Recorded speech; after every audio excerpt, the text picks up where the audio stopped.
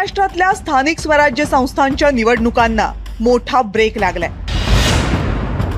विविध तांत्रिक कारणांमुळे राज्यामधल्या काही ठिकाणच्या संपूर्ण निवडणुका तर काही ठिकाणच्या काही प्रभागांमधल्या निवडणुका लांबणीवर गेल्यात। नगरपालिका आणि नगरपंचायतीच्या लांबणीवर टाकण्यात आलेल्या सर्व जागांवर आता 20 डिसेंबरला मतदान होईल। नेमक्या कोणकोणत्या ठिकाणी या निवडणुका पुढे गेल्यात तेही बघा।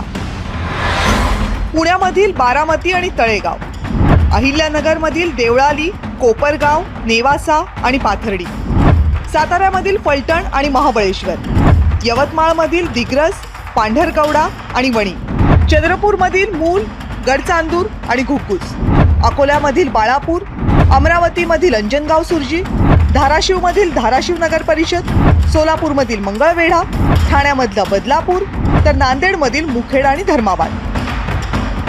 राज्य निवडणूक आयोगाच्या या निर्णयावर मुख्यमंत्री देवेंद्र फडणवीस यांनी परखड टीका केली।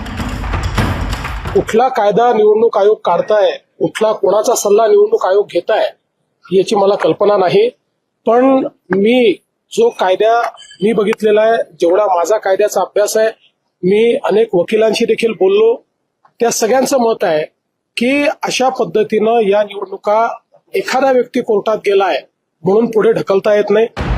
विरोधकांनीही निवडणुका पुढे ढकलणं चुकीचं असल्याचंच म्हटलंय। निवडणूक आयोगाने चुकीचे अर्थ लावून जवळपास 30 नगरपालिका नगरपंचायतीच्या निवडणुका पुढे ढकललेल्या आहेत। कित्येक नगरपालिकेतील महाराष्ट्रातील जे प्रभागातील निवडणुका आहेत त्या सुद्धा पुढे ढकललेल्या आहेत। खरं तर याच्यामुळे निवडणुकीत मोठा अडथळा निर्माण होणार आहे। मतदानासाठी फक्त 48 तास शिल्लक असताना राज्य निवडणूक आयोगानं हा निर्णय घेतलाय।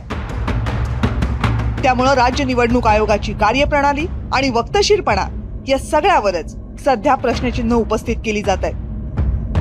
ब्युरो रिपोर्ट, जय महाराष्ट्र।